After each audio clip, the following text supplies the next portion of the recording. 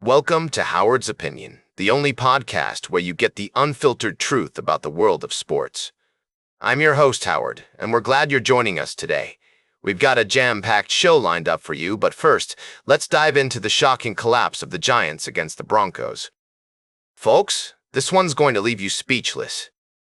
The Giants were cruising along, pitching a shutout for 45 minutes, and then suddenly, the wheels fell off. The Broncos scored an astonishing 33 points in the fourth quarter, leaving the Giants stunned and heartbroken. I mean, can you imagine being up by a comfortable margin, only to watch it all slip away in a matter of minutes? It's like watching a house of cards come crashing down. Now, I know what you're thinking. How did this happen? Well, let me tell you, it's not just about the Giants' defense failing to show up in the fourth quarter. This is about a team that's struggling to find its identity, struggling to close out games, and struggling to make the plays when it matters most. And don't even get me started on Jaxson Dart's late heroics being wasted. The guy makes some incredible plays down the stretch, only to have his teammates let him down. It's like they say, you can't win a game in one quarter, but you sure can lose it.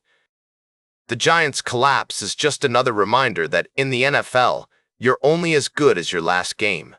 And right now, the Giants are looking like a team that's lost its way.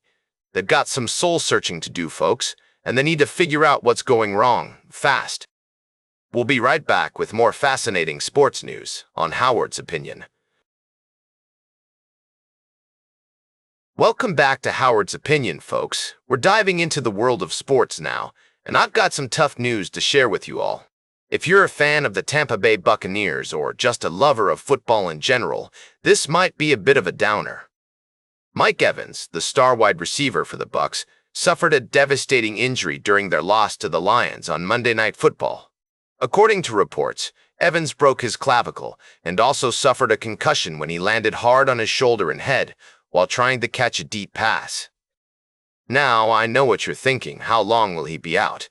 Well, it's unclear at this point if he'll miss the rest of the season, but one thing is for sure.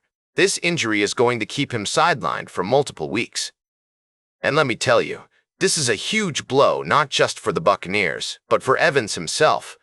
He was on track to make history with his 12th consecutive season of over 1,000 receiving yards, a feat that no other player in NFL history has achieved. Unfortunately, it looks like that streak is going to come to an end. Evans had only recently returned from a 3-game absence due to a hamstring injury, and now this happens. It's just one of those seasons, I guess. The Buccaneers are going to have to find a way to fill the void left by Evans' absence, and it won't be easy.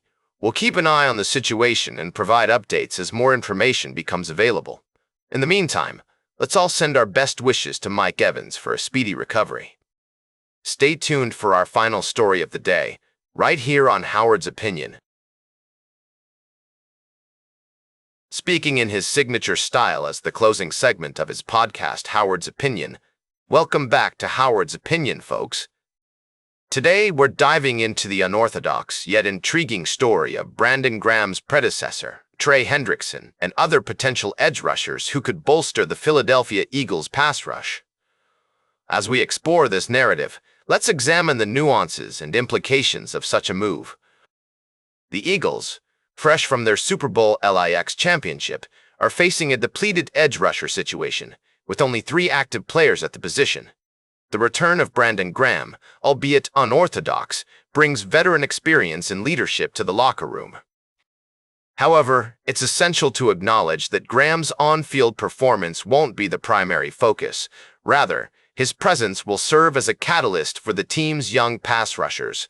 Now, let's delve into the potential trade targets for the Eagles. Trey Hendrickson, with his impressive 14.5% pressure rate and 4.0 sacks this season, is undoubtedly the premier edge rusher available. Acquiring him would arguably cement the Eagles' status as the best team in the NFC.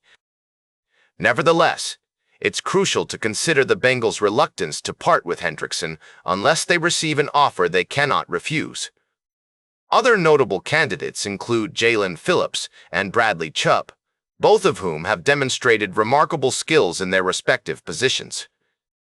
Phillips's 16.7% pressure rate and 2.0 sacks this season make him an attractive option, while Chubb's veteran presence and familiarity with Eagles defensive coordinator Vic Fangio's scheme could prove invaluable. As we ponder these possibilities, it's essential to recognize the Eagles' draft capital as a significant factor in their decision-making process. With 10 draft picks available in the 2026 NFL Draft, including 5 in the first 3 rounds, they have the flexibility to make strategic moves to bolster their roster. In conclusion, the Eagles' pursuit of a premium edge rusher is a calculated move to reinforce their Super Bowl contending roster.